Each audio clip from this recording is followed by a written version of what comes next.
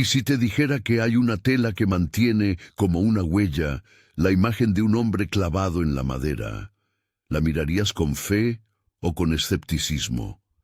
Imagina la penumbra de una catedral, el vidrio que separa tus manos del paño, el olor a cera y a incienso, y a través del cristal una forma apenas trazada, ojos cerrados, heridas, un rostro que interpela. Ese lino ha dividido siglos. Para algunos es un testigo silente, para otros un enigma que la ciencia aún intenta desentrañar. Y ahí, en esa división, entre busca de pruebas y llamado al encuentro, empieza nuestro viaje. Los 10 objetos que mencionamos en el título no son meras piezas de museo, son signos que, a lo largo de la historia, han encontrado custodios, peregrinos, escépticos y poetas. Han sido objeto de amor y de disputa, de rescates y de incendios, de colecciones privadas y de devoción pública. Algunos han sido trasladados como trofeos de imperios, otros escondidos por temor o preservados por la piedad de mujeres y hombres que quisieron conservar lo que creían sagrado. En todos ellos late la misma pregunta: ¿qué hacemos con las huellas de lo divino cuando se convierten en objetos de este mundo? Hoy iremos despacio. Recorremos no solo los hechos, las rutas, las dataciones, los debates, sino, sobre todo, lo que cada reliquia nos pregunta como creyentes. ¿Me conviene coleccionar pruebas o dejarme encontrar? ¿Pongo mi confianza en la historia de un objeto o en la persona viva que se revela en la tumba vacía? Antes de seguir, si te interesa profundizar en esta serie y no perder los próximos episodios donde veremos las demás piezas y sus historias, suscríbete y acompáñanos en este recorrido. No busco convencerte por un titular. Busco invitarte a mirar, pensar y, si Dios quiere, a ser movido por lo que veas. Sudario de Turín. La tela que divide a los sabios y a los devotos. Cierra los ojos por un instante e imagina un lino manchado, frágil como el papel antiguo, que ofrece la silueta de un hombre. Contusiones, marcas de sangre, el contorno de una cruz. El sudario de Turín se exhibe tras un vidrio en la Catedral de Turín, y es, quizás, la reliquia más famosa y controvertida vinculada a la Pasión. La imagen que contiene ha sido descrita por algunos peregrinos como ver un fósforo encendido bajo la piel del tiempo. Para otros, la prueba de que la historia de la crucifixión dejó una marca que el tiempo no pudo borrar. En la Escritura, el Evangelio de Juan nos recuerda la escena de la tumba. Los demás lienzos quedaban allí, y el sudario que había estado sobre la cabeza de él no estaba con los lienzos, sino enrollado en un lugar aparte. Juan 26:7. Ese detalle ha alimentado durante siglos la imaginación de quienes vieron en las telas un punto de contacto con el momento de la resurrección. La tradición que asocia este lienzo con la sábana funeraria de Jesús se desarrolló de manera compleja. Desde las tradiciones orientales hasta su custodia en Chambéry y luego en Turín. Entre medias hubo incendios, traslados, custodias reales y papales. Sobre su tejido se han escrito tratados, se han encendido luces de cámara y alarmas. En 1898, una fotografía mostró con nitidez lo que a simple vista parecía apenas una sombra: la imagen negativa del rostro. Desde entonces, la discusión se tensificó entre devoción y examen científico. Hablando de ciencia, en 1988, la datación por radiocarbono realizada por laboratorios independientes arrojó una fecha media que situaba la tela entre los siglos XIII y XIV. Para muchos, ese resultado cerró el caso. Para otros, abrió nuevos interrogantes. ¿Fue la muestra tomada en un área contaminada por reparaciones medievales? ¿Qué efecto tuvieron el humo de las velas, los incendios y las restauraciones posteriores? Investigaciones posteriores han cuestionado la validez de los cortes, han planteado hipótesis sobre contaminación biológica y han explorado métodos distintos: imagenología, estudios de fibras, análisis de polen, que arrojan datos parciales y a veces contradictorios. Es importante decirlo con claridad: la Iglesia no ha declarado oficialmente su autenticidad como la sábana que envolvió el cuerpo de Jesús. Existe debate científico y no hay consenso absoluto. Más allá de las controversias, ¿qué nos enseña teológicamente ese lienzo? La tela simboliza la frontera entre el cuerpo que muere y la vida que surge. La sábana, si la miramos en clave sacramental, nos confronta con el hecho de que la muerte de Cristo dejó rastros que la historia no puede borrar: heridas, abandono y, paradójicamente, promesa. Nos recuerda también que la memoria de la pasión no es abstracta, está inscrita en lo tangible. Y sin embargo, aquí viene la advertencia pastoral que debemos repetir una y otra vez: ninguna tela, por hermosa o inexplicable que sea, puede sustituir la relación viva con el resucitado. La historia del sudario convoca a la contemplación, pero no puede encerrar la presencia de Dios en un pedazo de lino. Imagina al peregrino que ha esperado horas en la cola de la catedral solo para mirar ese paño unos minutos. Algunos salen consolados, otros decepcionados. ¿Qué buscas tú cuando te acercas a un relicario? ¿Evidencia que confirme lo que ya crees, o un encuentro que transforme lo que eres? Declara en tu interior, con honestidad: Señor, no busco pruebas para escapar de mi duda, sino que deseo un encuentro que me cambie. Sudario de Oviedo, la tela del rostro escondido. Si el sudario de Turín se presenta como la sábana que cubrió al cuerpo entero, el sudario de Oviedo, conocido como el pañolón que cubrió la cara, ofrece otra huella sensible: manchas de sangre y signos que, según la tradición, corresponden a la cabeza del que fue crucificado. Se custodia en la Cámara Santa de la Catedral de Oviedo y es uno de los cuadros de reliquias más venerados en la península ibérica. El Evangelio nos ofrece un detalle sorprendente. Cuando Lázaro salió de la tumba, estaba envuelto con vendas y su rostro estaba cubierto con un sudario. Juan 11:44. Ese gesto del paño sobre el rostro se ha convertido en símbolo de la muerte y la esperanza que precede a la resurrección. La tradición que vincula el pañolón de Oviedo con la sábana de la que habló Juan se ha desarrollado en España con honda devoción, y la reliquia ha guiado peregrinos durante más de un milenio. En términos históricos, la reliquia aparece con fuerza en fuentes medievales y fue protegida en la Cámara Santa, escapando a veces de amenazas bélicas y a veces siendo llevada en procesión ante epidemias o momentos de alarma. Científicamente, el pañolón ha sido objeto de estudios que analizan las manchas de sangre, la composición de las fibras y la presencia de polen procedente de lugares cercanos a Jerusalén. Algunos investigadores han señalado coincidencias que parecen sugerir un origen antiguo, mientras que otros piden cautela ante interpretaciones apresuradas. Nuevamente, la Iglesia no ha declarado oficialmente su autenticidad como el sudario del rostro de Jesús.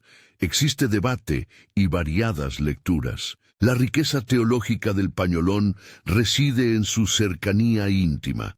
Cubrir un rostro es un acto de cuidado y respeto. Si piensas en las mujeres que, según los evangelios, fueron a ungir el cuerpo, imagina esa caricia silenciosa sobre la frente de quien había muerto.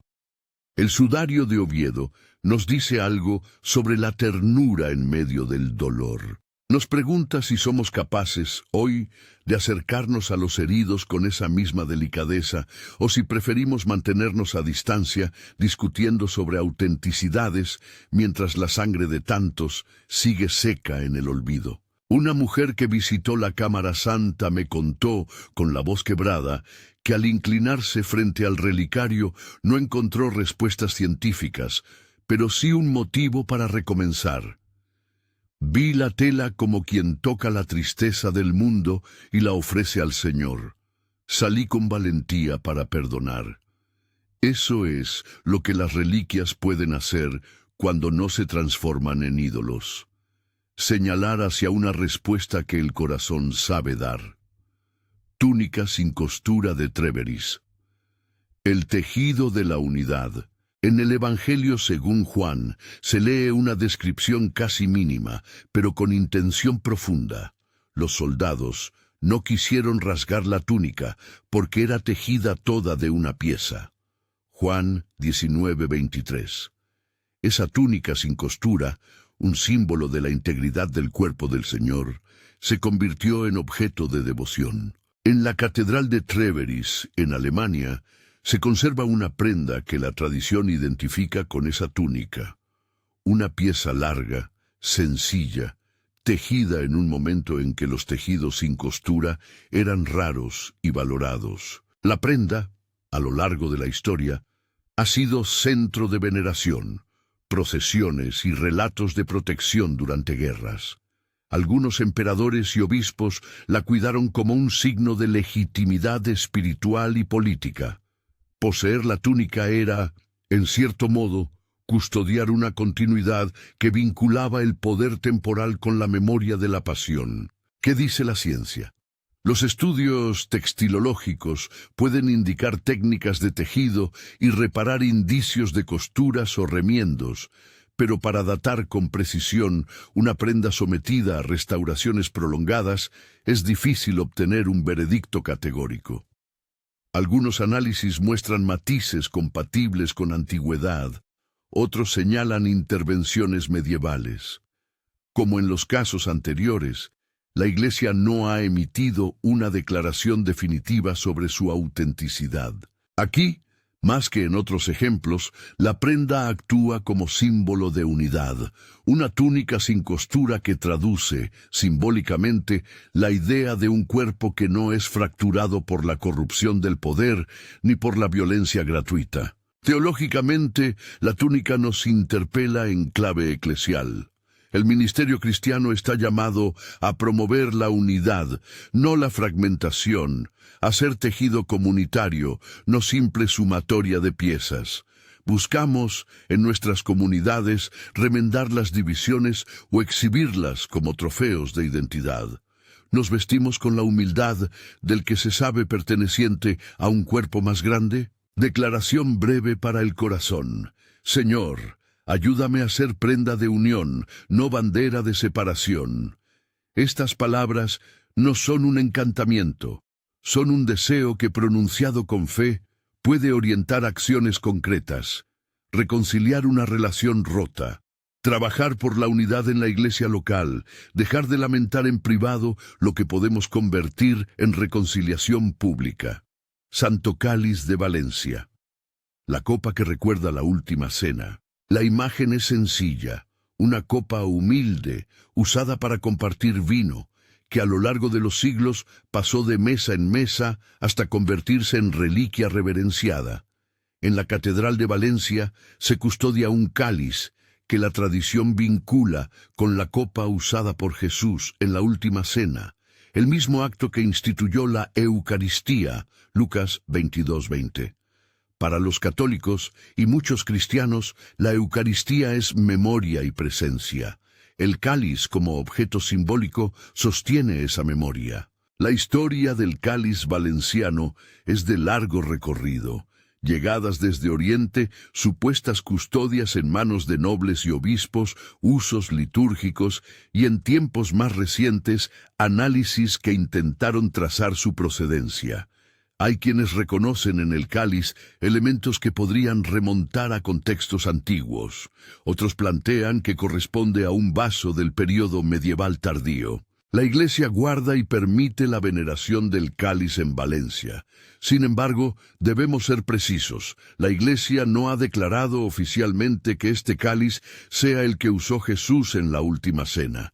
Venerar el cáliz puede ser un acto legítimo de recuerdo, siempre que no caigamos en la superstición de creer que la copa contiene por sí misma la presencia divina de manera exclusiva. La reflexión teológica aquí es directa y pastoral. La copa nos recuerda que el signo importa, pero que el sacramento nos lleva más allá del objeto. El cáliz señala a un acto de entrega, el compartir del pan y del vino que se transforman en memoria viviente. Si contemplas esa copa, no la veas como una reliquia que sustituye la mesa comunitaria. Más bien, deja que despierte en ti el deseo de participar, de no ser espectador cómodo de la gracia, sino huésped activo de la comunión. Un peregrino valenciano me contó que al tocar la urna que contiene el cáliz, no pidió milagros, pidió fuerza para volver a la mesa familiar que había abandonado por orgullo. El cáliz, entonces, cumplió su mejor función, no la de conceder poder, sino la de convocar a la restauración de relaciones. Lanza del destino, la puntada que abrió el lado y abrió preguntas. La lanza del destino, conocida también en tradiciones como la lanza de Longino, es uno de esos objetos cuya historia atraviesa relatos sagrados y secularizados. En el Evangelio de Juan, se dice que uno de los soldados le abrió el costado con una lanza, y al instante salió sangre y agua. Juan 19:34. La tradición llamó a ese soldado Longino.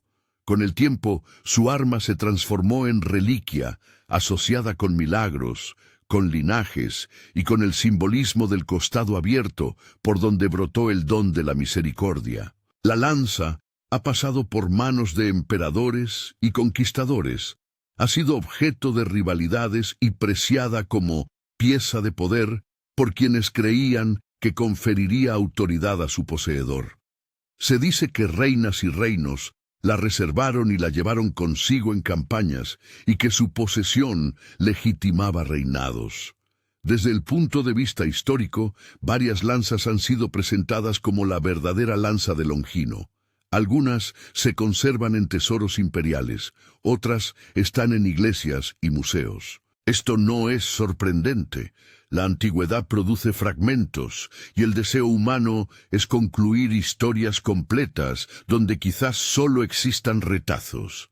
Científicamente, las lanzas que se reclaman como la verdadera presentan características materiales propias de distintas épocas y zonas geográficas.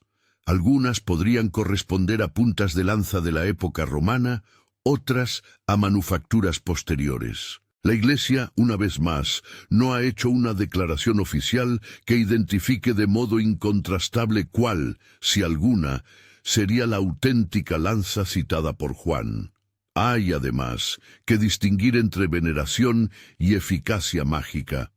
Ningún hierro concede por sí mismo la gracia de un reino. Pero la teología que se desprende del gesto es poderosa. El costado abierto representa la fuente de vida que se ofrece para el mundo. Donde hubo violencia, se abrió una posibilidad de entrega. La lanza nos confronta con la paradoja de la historia cristiana. Justamente en la herida se desvela la misericordia. ¿Reconocemos eso en nuestras vidas? ¿O buscamos en los símbolos garantías de poder que el Evangelio no promete? Un viejo cronista que había visto la lanza en un relicario cerrado me dijo: «La miré y no vi fuerza política, vi una entrada abierta hacia el perdón». Ese es el desafío.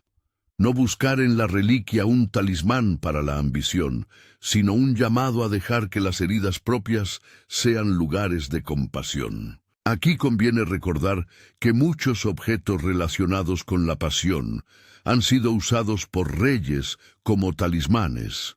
Esa instrumentalización nos obliga a preguntar: ¿qué hacemos con los símbolos que el mundo convierte en trofeos?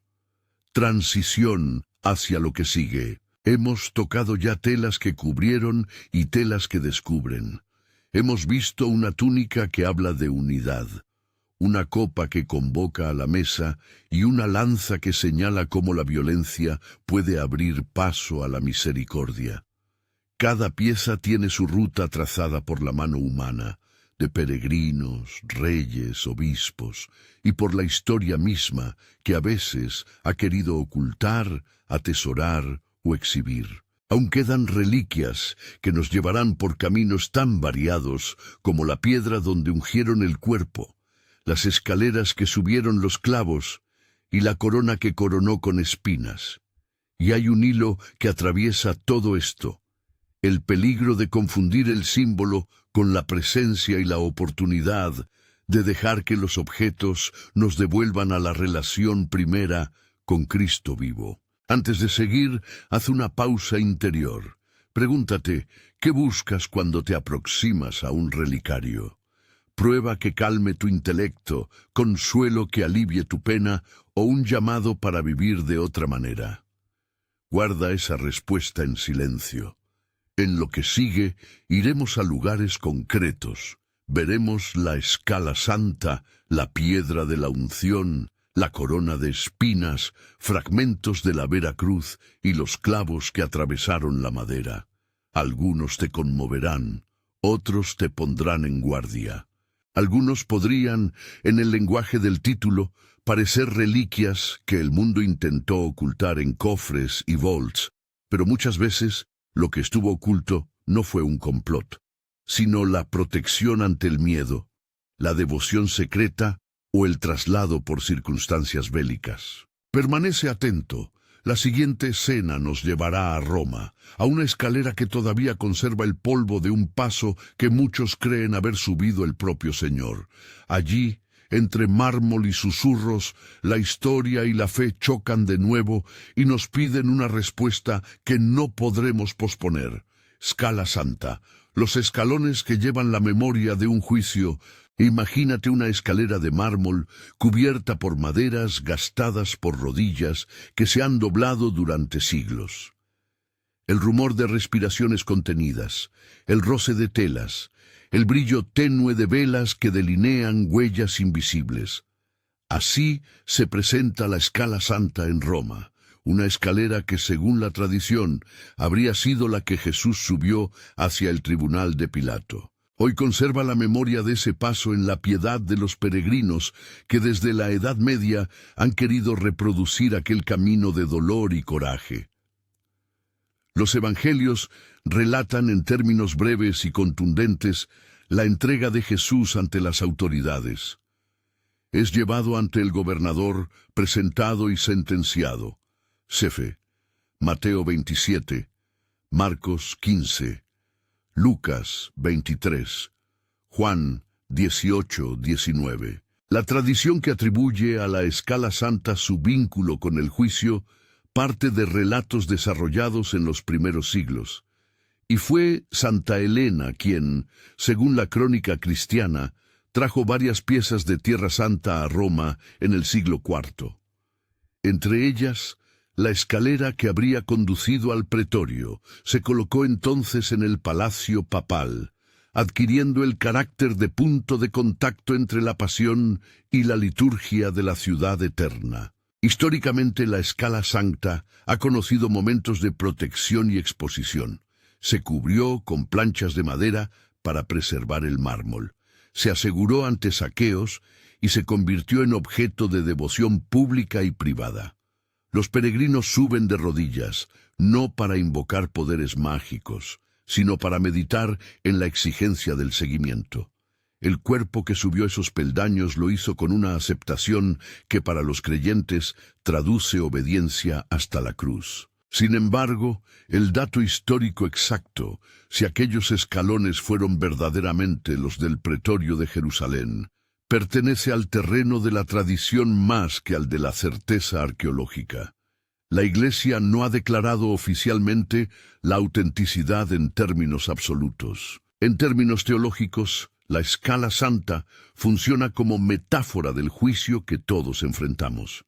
No solo el de Pilato, sino el que nos exige elegir.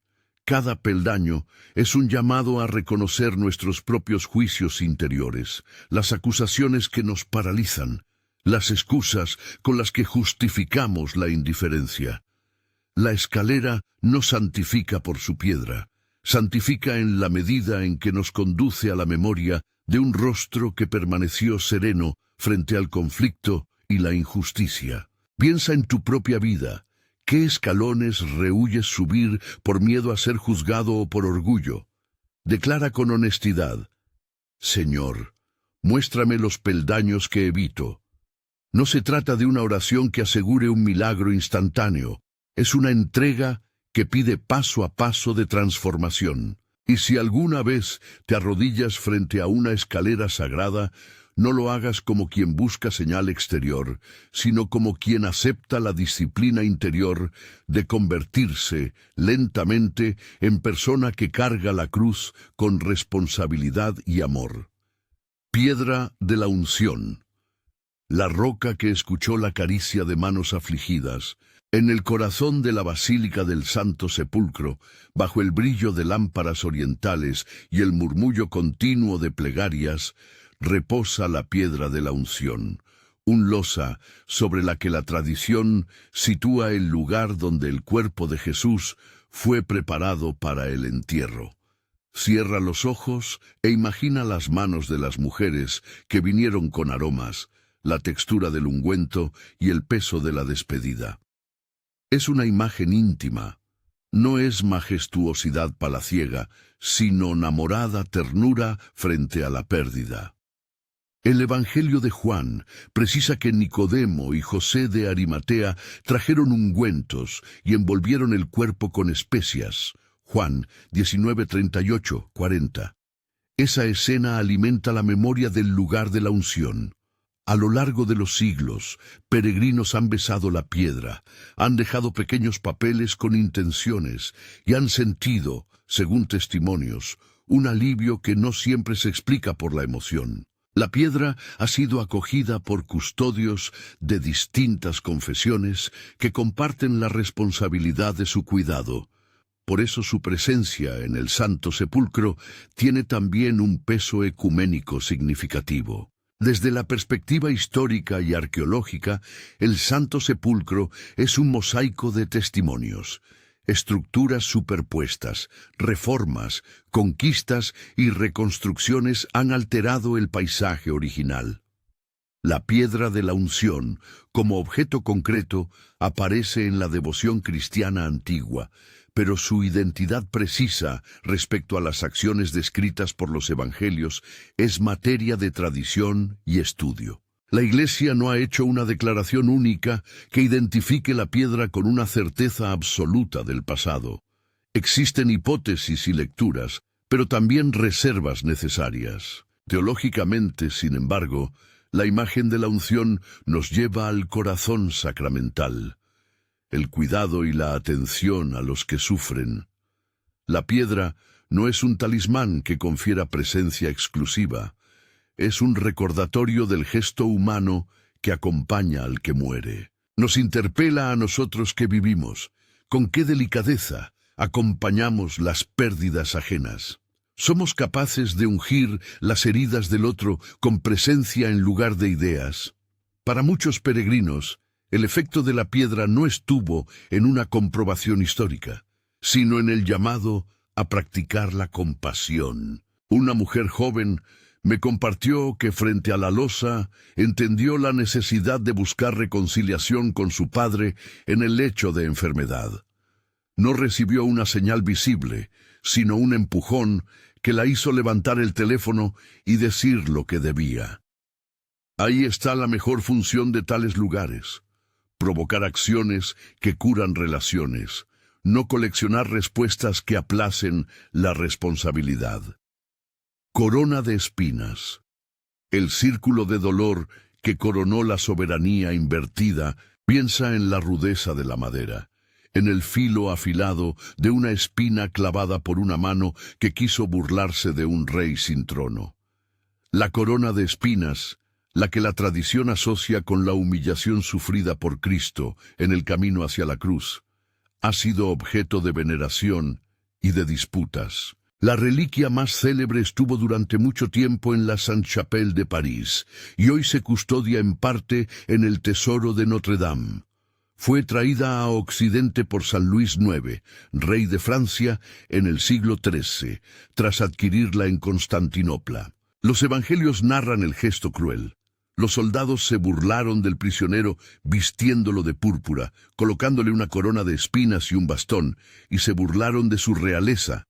Mateo 27, 27, 31, Marcos 15, 16, 20, Juan 19, 2, 3. La corona de vino en la piedad medieval, un signo de paradoja. El desprecio humano se convierte en árbol de victoria.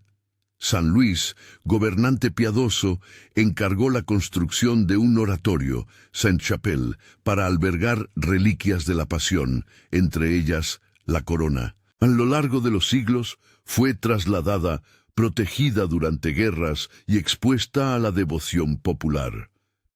Sobre su autenticidad, como ocurre con otras reliquias, hay prudencia. Las espinas originales no han llegado intactas en forma de corona cerrada. Lo que existen son fragmentos y relieves que, según la tradición, proceden de aquella corona. La Iglesia no ha declarado oficialmente que cualquier fragmento sea inequívocamente la corona usada en la Pasión. Diversos análisis han intentado datar el material, pero la naturaleza orgánica de las espinas, la manipulación a lo largo del tiempo y la fragmentación hacen que toda conclusión contundente sea difícil. Además, la historia medieval de compra y venta de reliquias hace necesario aplicar una lectura crítica sin perder el respeto por la devoción de los hermanos y hermanas que han encontrado en la corona un motivo de meditación. Teológicamente, la corona nos recuerda la inversión del poder. La verdadera realeza se manifiesta en el servicio y en la entrega. La corona sangrienta es, paradójicamente, la corona de la misericordia. Pregúntate, ¿qué coronas buscas en tu vida? ¿Las que adornan tu vanidad o las que llevan a servir? La invitación pastoral es concreta. Renuncia a coronas que te encumbren por encima de los demás. Busca la corona que se gana al humillarte por amor. Un anciano peregrino, con manos marcadas por el trabajo, me contó cómo al tocar la urna donde se guardan estos fragmentos, sintió vergüenza por ambiciones pasadas y, en vez de pedir favor, pidió fuerza para ser menor en su casa y mayor en su disponibilidad a servir. Esa es la función sanadora, que el símbolo nos reduzca al sitio justo, no para humillarnos sin fruto, sino para abrirnos a la otra cara del reinado que es servicio. Fragmentos de la Vera Cruz, los trozos que multiplicaron una historia. La historia del hallazgo de la cruz por Santa Elena, en el siglo IV, es una de las narrativas fundacionales de la piedad cristiana. Elena, madre del emperador Constantino, viaja a Jerusalén y, según la tradición, descubre la cruz de Cristo entre otras reliquias. De ese hallazgo derivó una tradición amplia. Fragmentos que supuestamente procedían de la madera de la cruz circularon por iglesias, monasterios y tesoros reales de Europa y Oriente. Los evangelios registran la crucifixión, la sepultura y la resurrección. No describen la dispersión posterior de los fragmentos de la cruz. La tradición posterior, sin embargo, documenta cómo la reliquia fue dividida y repartida como signo de cercanía a la pasión. A partir de la Edad Media existió un comercio intenso de reliquias. Monasterios atesoraban astillas que se presentaban como partes de la cruz. Ese fenómeno no es sorprendente. Las reliquias ofrecían un vínculo tangible con los eventos fundantes y en contextos de inseguridad servían como amuletos de protección o legitimidad. Desde el punto de vista crítico, la multiplicación de fragmentos planteó desde siempre una objeción práctica. Si todas las piezas fuesen genuinas, la suma formaría una cruz de dimensiones imposibles. Los historiadores señalan que muchas de las piezas son, en efecto, testimonios de devoción más que pruebas científicas. La Iglesia mantiene un respeto por las reliquias y por las tradiciones de veneración, pero no ha emitido declaraciones universalmente concluyentes sobre la autenticidad de todos los fragmentos que se reclaman como parte de la Vera Cruz. Algunas piezas han sido datadas, otras han mostrado procedimientos de restauración medievales. El dato material, por tanto, debe interpretarse con prudencia. Teológicamente, el valor de la Vera Cruz no proviene del objeto físico en sí, sino del significado que la cruz encarna, la entrega, la reconciliación, la inversión de la lógica del mundo. Los fragmentos, en su multiplicidad, pueden recordarnos que la cruz no es un único lugar cerrado, es una historia que se dispersa y alcanza muchas vidas. Cuando hablamos de fragmentos, la pregunta pastoral es, ¿qué fragmento de la cruz vivo necesitas llevar hoy? Tu conversión es ya un trozo de cruz que has admitido en la vida, que transforma tus decisiones, tus palabras y tus actos. Un fraile en un convento antiguo me dijo, no colecciono astillas, colecciono arrepentimientos. Esa frase resume la posible mejor lectura. Usar los fragmentos no para acumular prestigio, sino para cultivar conversión continua. Clavos de la cruz. El metal que atravesó la historia humana mira la forma tosca de un clavo antiguo, su cabeza aplanada, la oxidación que ha esculpido sobre su superficie la memoria del tiempo. Los clavos que supuestamente atravesaron las manos y los pies de Jesús son reliquias que, al igual que otros objetos de la pasión, se multiplican por Europa y Oriente. Se conservan en relicarios ricamente trabajados. Algunos son venerados en Roma, otros en Jerusalén y muchos en iglesias locales que los presentan como testimonios de la entrega suprema. Los evangelios atestiguan la crucifixión y mencionan los elementos del tormento, sin detallar la tipología del clavo. La tradición primitiva recoge relatos de hallazgos, y Santa Elena, nuevamente, se vuelve figura clave en el imaginario. A ella se atribuye la recuperación de varios objetos vinculados a la pasión, incluidos clavos. Con el paso de los siglos, distintos clavos reivindicaron ser los originales. Su historia se mezcla con gestos de poder y de devoción. Reyes que los ostentaron como símbolos de victoria, monarcas que creyeron que su posesión confería protección. Científicamente, los metales pueden datarse mediante análisis de aleaciones y técnicas metalúrgicas que proporcionan indicios cronológicos y geográficos. Sin embargo, muchos clavos fueron limpiados, enmendados o introducidos en contextos rituales que dificultan un análisis concluyente.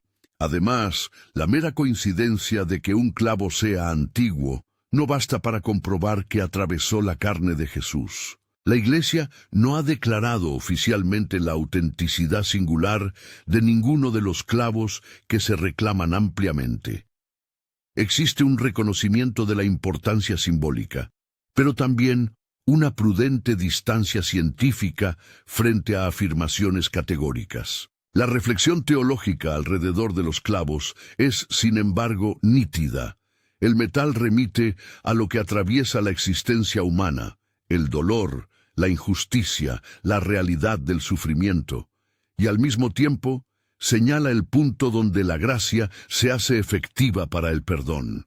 No olvidemos que teológicamente la cruz no es una herramienta de venganza, sino el lugar donde Dios toma sobre sí el mal humano y lo transforma. ¿Qué clavos habitan tu vida?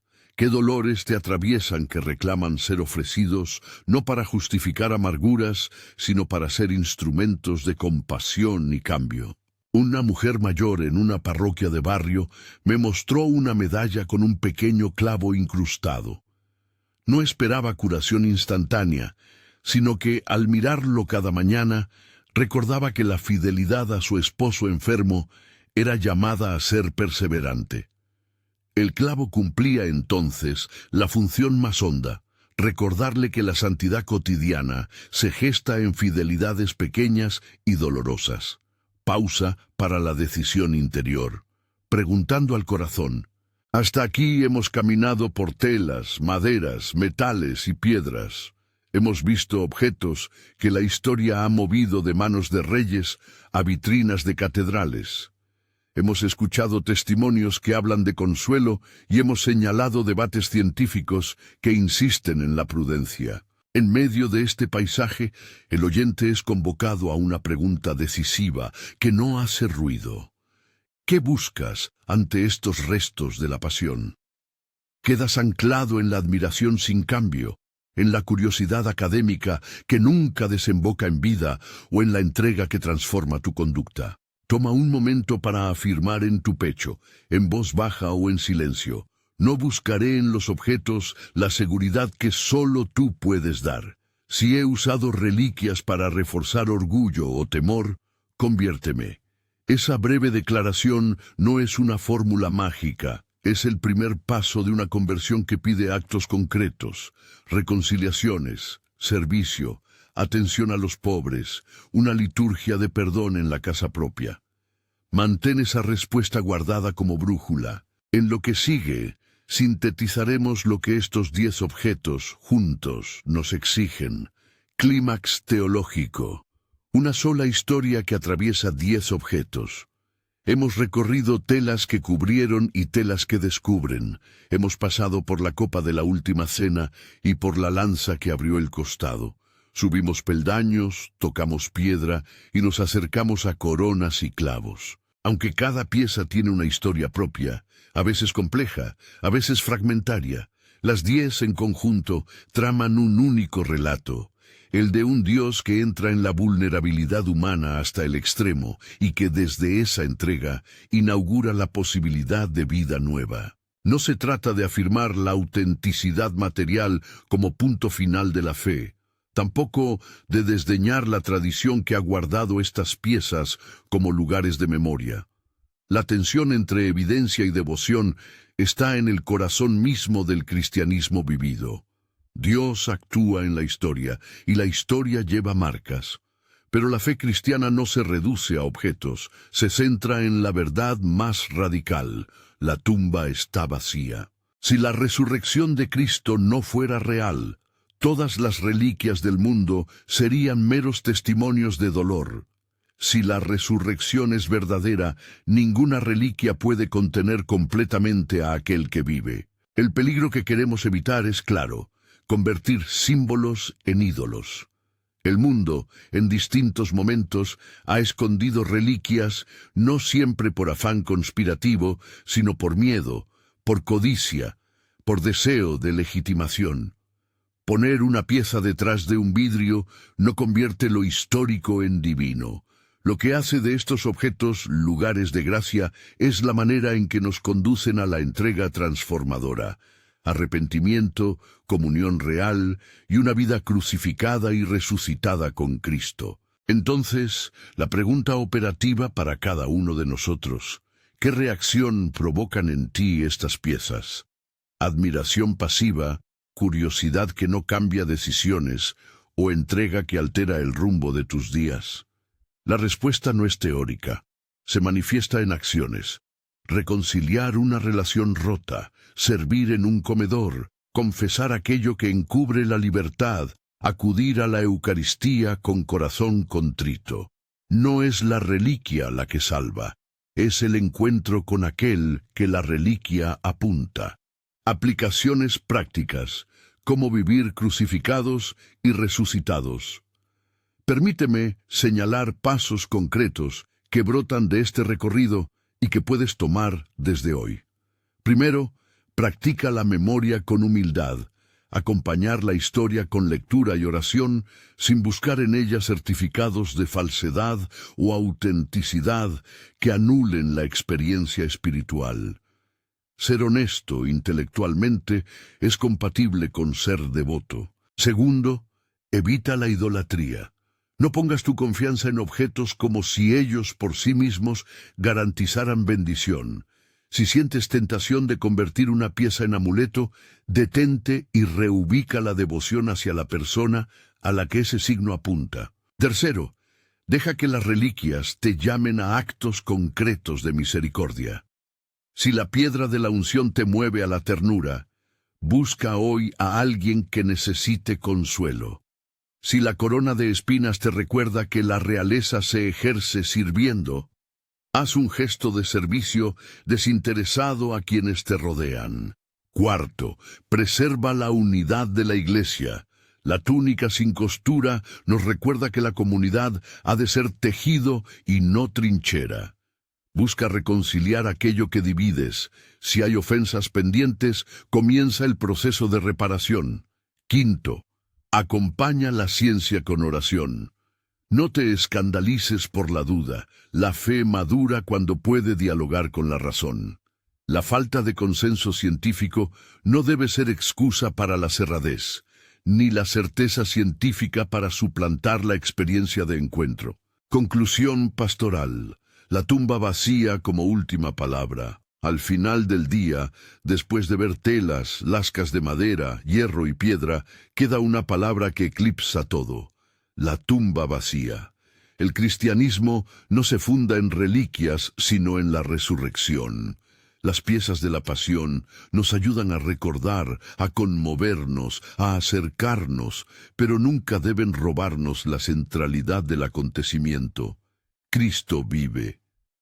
Si hoy te llevas algo de este viaje, que sea esto: las reliquias son puertas, no casas, pistas, no destinos.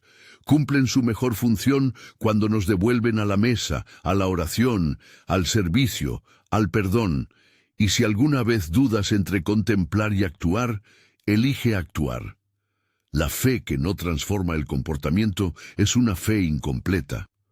Oración breve y declaración de respuesta. Señor Jesús, que en tu sufrimiento elevaste la carne humana a causa de gracia, conviértenos. No permitas que busquemos signos para alimentar orgullo. Danos ojos para ver, manos para servir y corazones que acepten ser purificados. Que las reliquias no nos quieten la libertad, sino que nos empujen hacia la compasión y la transformación.